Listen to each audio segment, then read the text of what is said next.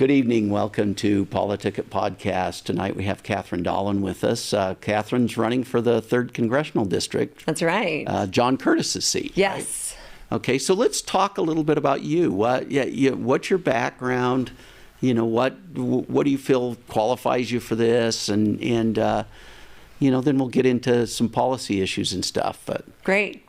Well, my name is Kathryn Dahlin, and I grew up in a family that loved our country, that really put a high priority on civil involvement. We learned about the Constitution growing up and all of those things. And so when I went to BYU, I studied political science. And after I graduated, I moved to Washington, D.C. and worked in the Senate. I started as an intern and worked my way up, and in the end was a senior legislative aide for Senator Bennett for a couple of years before my husband and I moved back to Utah in about 2010.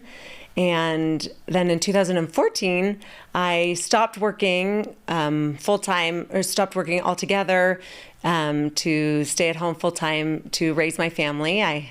That was after my second was born, and I have 4 children now. And so I've spent the last 10 years really as a stay-at-home parent, being involved in the community, serving on different PTA boards, being a volunteer in the classroom and a volunteer in my city, and just living the life that a lot of people recognize in Utah. Right. So what motivated you to now get back in the political fray? For the past almost 12 years, I think I took 1 year off when I had a baby. But for about the last 12 years, I've been a state delegate. So I've always been really involved, and I have loved the opportunity to meet with, the way we do it here, meeting with the candidates and talking to them about my concerns. And, when I started as a state delegate, I would say our national debt is $14 trillion. This is shocking. What are we going to do about it? And it's always been a priority. It's always been something that people have said, yeah, that's something that I really want to see changed. But it's 10 years later, and now we're saying our national debt is $34 trillion. What are we going to do about this? And so, especially over the last couple of years, I've become more and more concerned that it's not rising to the level of being a priority for most people. And I think we've set some really great people to represent us from Utah, but there are a lot of things happening and a lot of different priorities. And for Utah families, for me and for the people that I talk to, this needs to be a higher priority, and it just hasn't been addressed. Yeah. I think that everybody's concerned about that, right? You look at the rising prices in Utah, the price of housing, it's just getting a little out of control. It really is. I remember in 2022 when inflation got so bad, and we were actually comparing grocery prices from 6 months earlier, and a lot of that is a direct result of our out of control federal spending. And like I said, I think we've sent a lot of people back, but there are different priorities that become higher, or there are different ways to deal with it. You can, you can be concerned every time we have one of these huge omnibus spending bills and talk about it. But I think we need someone who's willing to get in there and work on the budget and make that their highest priority. And that's something that I have a background in, something that I know well. And so what were the major things that you did with Senator Bennett? On Senator Bennett's staff, I worked in transportation and housing and high-tech issues. When you're back there, you cover a lot of issues. I also worked on the budget and appropriations in both the offices that I worked on. And so there are a lot of different issues that I worked on, but I would say those were my focus. Oh, very good. Well, we're going to take a break, and we'll come right back. Okay. Thank you.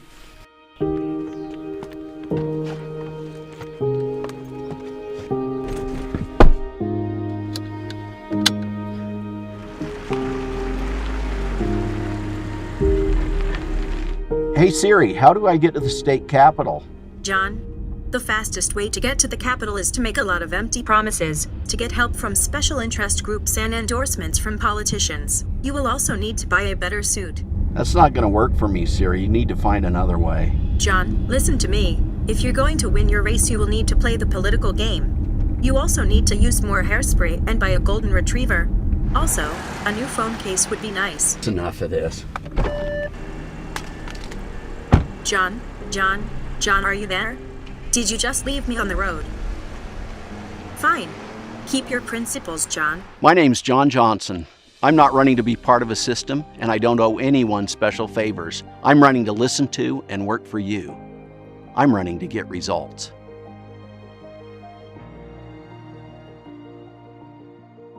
Well, welcome back to PoliticIt. We're talking to Kathryn Dahlin, who's running for the 3rd Congressional District for John Curtis's seat. So during the break, we talked a little bit about the hyper-partisan things that are going on in Washington. What do you think needs to be done? Yeah. So the model that we've had the last couple of years, where we and our Republican caucus are fighting amongst ourselves, the infighting and is not leadership, right? We haven't seen. I don't think anyone is happy with what's happening in Congress. In 2023, they passed a debt ceiling increase and not a lot else. We are just barely getting, in March of 2024, the fiscal 2024 budget done, right? So in 6 months, we'll have another budget fight. And by not working together, by not looking for things that we can do in a bipartisan way, we have really created this horrible situation where Congress isn't doing its job on a lot of matters. And I think a lot of people are really concerned about that. And so what would you do different? Yeah. What's different about you that can change some of this? I appreciate you asking. I am less concerned about partisan politics and who I'm working with, and more concerned with getting the work done. You know, in the Constitution, it tells us that Congress, really their main job is to pass a budget, to decide where, what taxes are going to be levied and where they're going to be spent. And they're not doing that. And I am disappointed. I'm hearing from a lot of Utahns who want to see something different. And if we're going to move forward, we've got to be willing to work with anyone who wants to see that happen. We need to care more about our kids and the future of our country, the economics of our country, than just what our reelection is looking like. And I think there are a lot of people. I'm seeing a lot of people who are looking for that. Someone who's willing to work for whoever wants to work for a balanced budget. Cut wherever we can cut so that we're stopping this crazy, out of control federal spending. So you also talked during the break. We talked a little bit about immigration. What's your stand on that? Yeah, we have a broken border. There's no question about that. But we haven't had immigration reform in the country since 1986. So we have a broken border, but we also have a lot of ineffective immigration policies. We need an effective immigration reform. I think that needs to be a higher priority than, again, politics. And the immigration votes can be hard on re-election. Those are hard votes to take, but we should be taking them. In the House of Representatives right now, we have the Republican majority. It's a small majority, but I would like to see them take up that Senate bill that had some good things and a lot of things that we didn't want to see, and make it better, debate it, put forward a better bill so that we can move forward. What does your better bill look like? There were a lot of things in that bill that I think were moving the ball forward. If you look at Senator Lankford from Oklahoma, if you look at where he's been on immigration in the past, 10 or 15 years, he is a solid conservative voice for immigration. So there were some good things in there, but it had some big holes. We need to end catch and release. We need to re-implement Remain in Mexico. There are big things that we're missing in that bill, but those things have a lot of support in the House. And so, like I said, I'd like to see the House do something about it, right? In Congress right now, we fight things by saying, no, we're going to look away. The same thing on Social Security. Instead of dealing with it, we talk about how we're going to save the day by doing nothing. And we need to stop. We need to change that. So on Social Security, what would you do? Well, so when I was 23 years old, I remember at my first job, my HR guy talking to me about my paycheck and pointing out this is what's going to go into Social Security, and he said, but that won't be around by the time you retire, so you're not going to see any of that. That was 25 years ago, and nothing has happened. And it used to be, 20 years ago, 15 years ago, people were still coming forward with ideas, but now, because that can be a political tough spot, people say, I won't do anything. I think we need to protect our current retirees. We need to protect those who are close to retiring. But for people just entering the workforce, I think it's criminal that we haven't done something. We need to increase the retirement age, again, for those just entering the workforce. We should be looking at raising the caps on Social Security for higher earners. Also, I'd be interested in looking at the numbers to see what we could do with limiting the benefits for wealthy Americans, limiting the growth of their benefits, so they're getting what they paid in, but maybe some of the growth they don't receive because they don't necessarily count on it as much as others. So there are definitely some great ideas to look at, to move forward with, especially for those things for folks who are just entering the workforce or who haven't been made those promises. That's where we should be looking right now. Maybe that won't solve all of our problems, but right now we're looking at 8, 9, maybe 10 years left until the Social Security Trust Fund runs out. And so doing nothing isn't working. Right. So what about our debt? You talked about that just a little bit, but what's your solution? What are we going to do? Yeah. Well, right now, when I filed, it was $34 trillion, and right now it's $34.5 trillion. They say we're adding about $1 trillion to the debt every 100 days. And the reason that we're adding so much is because we continue to deficit spend.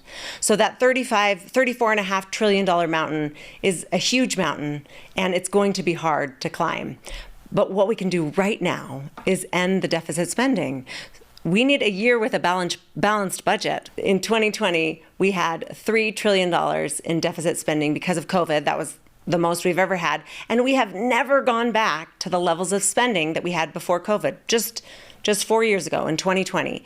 And if we pull it back, we can have a year without deficit spending, right? We're going to need to raise some places and we can pull back in others. But we can't climb the debt of the $34.5 trillion, the mountain of the $34.5 trillion debt, unless we have a year, unless we say this year will be the year without deficit spending. We will not add anything to it. Then we can start to address the debt. But our spending is what's happening right now. We're just adding more and more to the debt. We've got to start there. Very good. So any other kitchen table issues you think of that mom and dad are concerned about at home? I think as a mom who sits at the kitchen table with dad and we talk about this, our biggest concern is what is going to affect the future for our kids. And that debt and that weight on our economy is going to take away their opportunities. And that's really what I think people are most concerned about in their families. A lot of other things affect that as well. I think in general, federal overreach is really concerning. Stopping that and keeping the federal government out of our lives. How does that affect Utah? Well, when the federal government is setting, education policy or things like that, which the federal government has no business doing, that is a big deal for Utah families. That's something we want to stop and have a strong advocate for keeping. So it sounds like you're issues. A limited government person, a 10th Amendment person, federalist. We have a great foundation in the Constitution. We need to follow. We need to keep the government shouldn't be the federal government shouldn't be in a lot of things in our lives, and I'd like to make sure that we're limiting that. Absolutely. Very, very good. So, any other things you want to talk about as far as your campaign?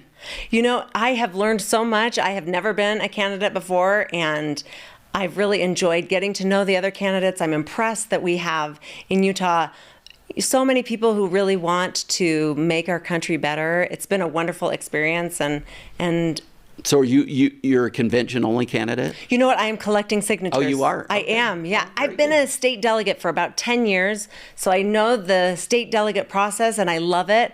But just like Mike Lee said in 2020, this is the law. I guess it was 2022. This is the law that we have, and I'm going to use every means I can to be on the ballot. So how's that process coming? You know, again, that's something that I didn't know a lot, that I had unrealistic expectations. I thought getting 7,000 registered Republican signatures would be a lot of work, but doable. But we have, we've made a huge amount of progress with volunteers, but we are definitely, I've raised some money and I'm using that to pay for some signature gatherers as well. I think that 7,000 threshold for someone like me who hasn't been planning this run for the last years. Like I said, I'm not a politician. I'm a regular member of the community, and that 7,000 threshold is it's a barrier to entry. The people that have a personal fortune to put into that, they can pay for those signatures quickly, and those of us who represent the middle income class in Utah, that's a much harder stretch. Right. Yeah. Very good. So I've learned a lot though, and I'm glad, and we're working on it, and we're going to get there, and so I'm looking forward to convention and beyond. Well, it's nice getting to know you a little better. Why don't you make a final pitch for the voters? Okay. My name is Kathryn Dahlin, and I am proud to be a candidate, a Republican candidate in the CD3 race this year. We're all frustrated with partisanship, inaction, just a lack of accomplishing anything in Congress.